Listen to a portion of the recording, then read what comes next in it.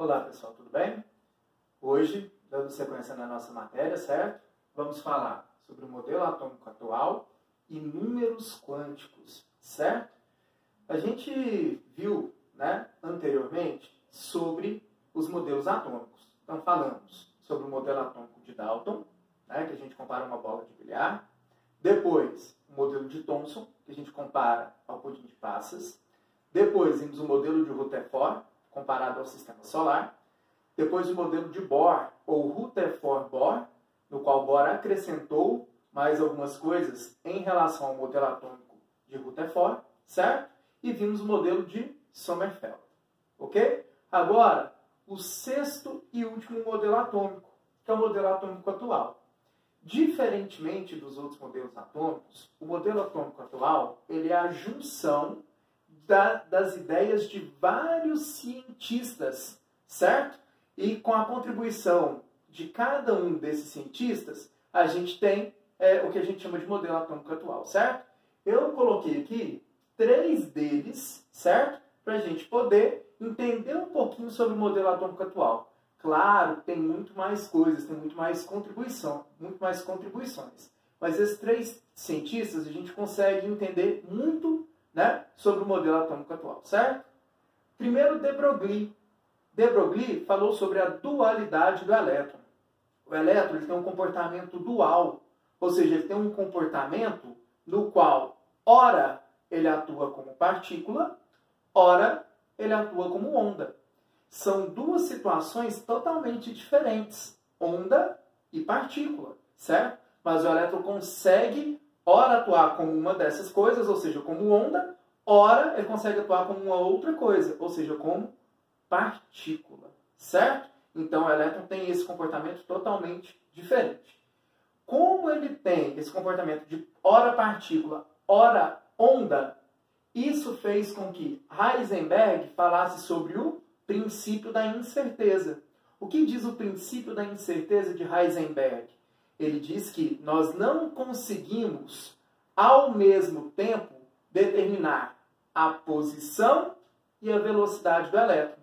Então, quanto mais a gente sabe sobre a posição do elétron, menos a gente sabe sobre a sua velocidade, e vice-versa. Então, o princípio da incerteza de Heisenberg fala que nós não conseguimos determinar ao mesmo tempo a posição e a velocidade de um elétron. Tudo bem?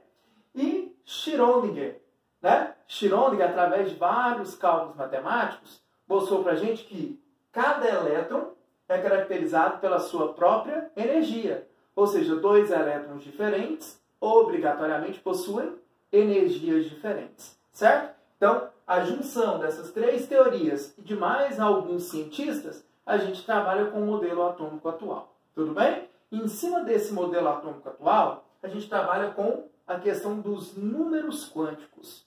O que são números quânticos? Números quânticos são códigos matemáticos, ou seja, são números associados que representam a energia do elétron, certo?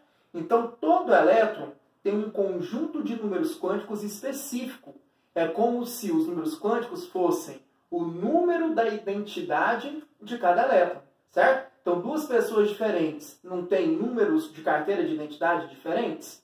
2 elétrons têm que ter um conjunto de números quânticos diferentes entre si, certo? Então, uma das maneiras da gente representar o elétron e, consequentemente, a sua energia é através dos números quânticos. Então, os números quânticos são representados por 4 números. O número quântico principal, o número quântico secundário, o número quântico magnético e o spin. Tudo bem? Número quântico principal. O número quântico principal a gente representa pela letra N. E ele indica para a gente a camada em que se encontra o elétron que a gente está analisando. Então, se o elétron que a gente está analisando estiver na camada 1, o N dele vai valer 1.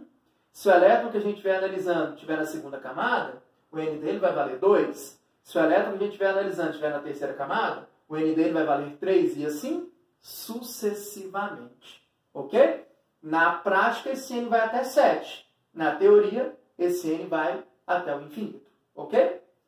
Número quântico secundário. Número quântico secundário ou azimutal. Vocês podem ver esse nome também. Secundário azimutal, ok? É representado pela letra L. E ele indica para a gente o subnível em que se encontra esse elétron. Então, nós temos valores fixos que vocês têm que saber esses valores, ok? Toda vez que o nosso elétron estiver no subnível S, o L vai valer 0. Se o nosso elétron estiver no subnível P, o L vale 1. Se estiver no D, o L vale 2. Se estiver no F, o L vale 3. Tudo bem? Lembra que eu falei na última aula que o diagrama de Pauling pode se expandir, né, teoricamente? Então, se por acaso nós trabalharmos com subnível G, hipotético, o L vai valer quanto? 4. H, 5 e assim sucessivamente, ok? Mas, para os vestibulares de maneira geral, basta saber, né, que o L começa no 0, que é o S, e assim sucessivamente, ok? Terceiro número quântico, o número quântico magnético. O número quântico magnético, ele indica para a gente o quê? Ele indica o orbital em que se encontra o elétron. O que é o orbital? Lembra que eu falei para vocês sobre o princípio da incerteza de Heisenberg? Então, como nós não conseguimos determinar com exatidão a velocidade e a posição do elétron, hoje nós não trabalhamos mais com a questão das órbitas. Então, desde Bohr, a gente trabalhava com órbitas circulares, né, que representavam as camadas, e Sommerfeld falou que essas órbitas poderiam ser circulares ou elípticas. Mas como a gente não consegue determinar com exatidão a posição do elétron, a gente não trabalha mais com órbita, e sim com orbital. Então, o que vem a ser o orbital? O orbital é a região de máxima probabilidade de se encontrar um elétron. Tudo bem? Então, é o seguinte, imagina que você está dentro de uma sala de aula, certo? E eu estou fora da sala de aula, tudo bem? E eu não consigo enxergar dentro dessa sala. Eu sei que você está lá dentro, mas eu não sei exatamente em qual carteira você está. É mais ou menos a questão do elétron, entendeu? Então eu sei que o elétron está em uma determinada região, mas eu não sei exatamente a posição desse elétron nessa região. Então essa região onde a gente vai encontrar o elétron é o que eu chamo de orbital. Então o exemplo que eu passei para você é como se a sala de aula fosse o orbital, ou seja, a região onde eu iria te encontrar, certo? Mas em qual carteira da sala de aula você está? Eu não sei afirmar com exatidão, mas eu sei a região onde você se encontra.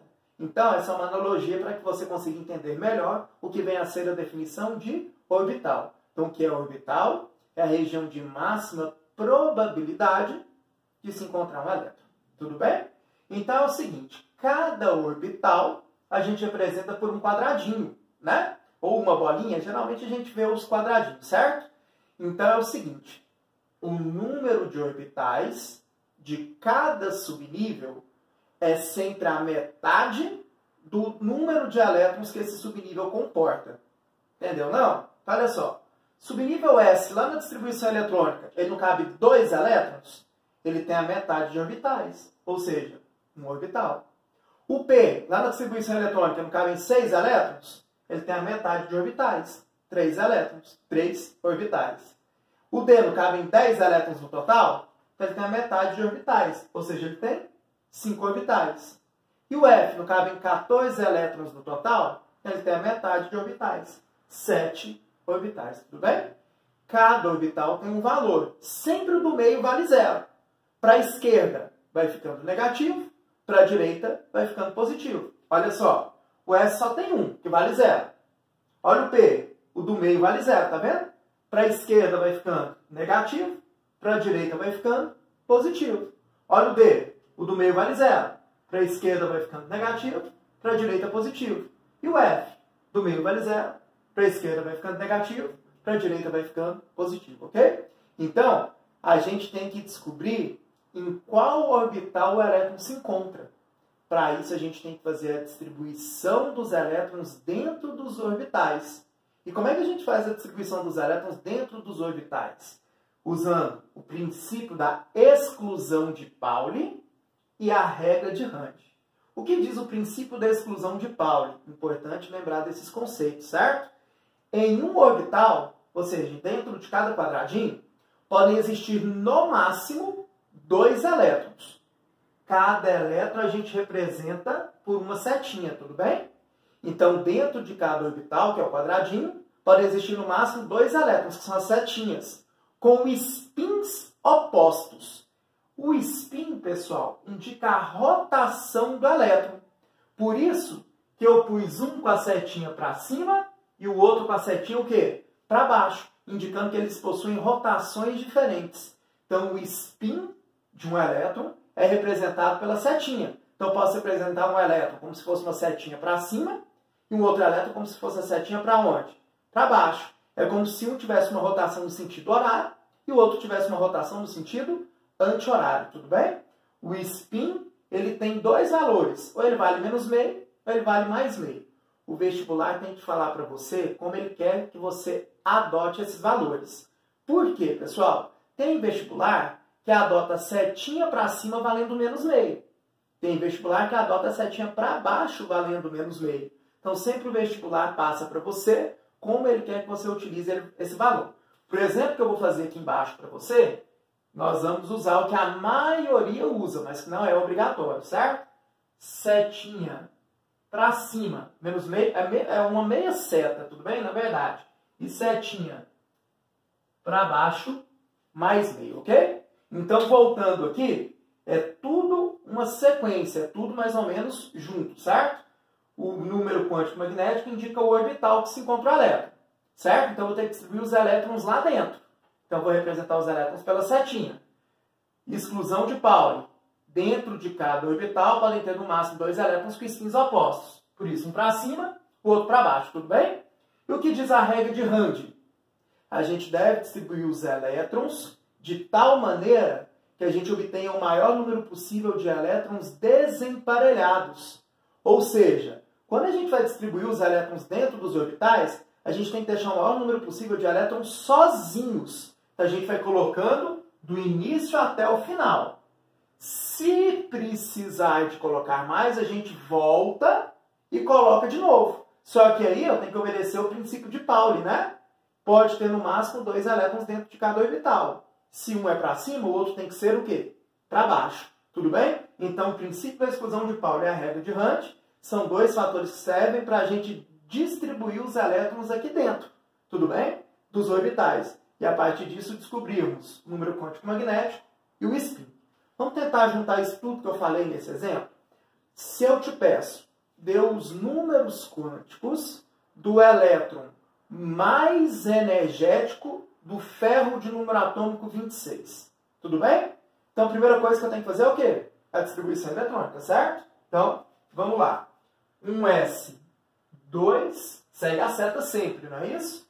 2s, 2. Próxima seta não começa no 2p? 2p6, segue a seta. 3s2. Próxima seta não começa no 3p? 3p6, sempre seguindo a seta. 4s2. Já colocamos 20. Para 26 não faltam 6? A próxima seta não começa no 3d? 3d, 6. Porque o d cabe em 10, mas eu só preciso de 6, não é isso? 3d, 6. Essa é a distribuição do ferro de número atômico 26. Então, aonde nós paramos a distribuição é o subnível mais energético, certo? Então, qual é o elétron mais energético? É o último elétron que a gente colocou. Ou seja, é o 6º elétron do subnível D da terceira camada, tudo bem? Então, se eu peço para você os 4 números quânticos desse elétron. O N não é o número quântico principal, ele indica a camada em que se encontra esse elétron. O elétron que a gente está olhando, não é esse 6º elétron? Ele está em qual camada?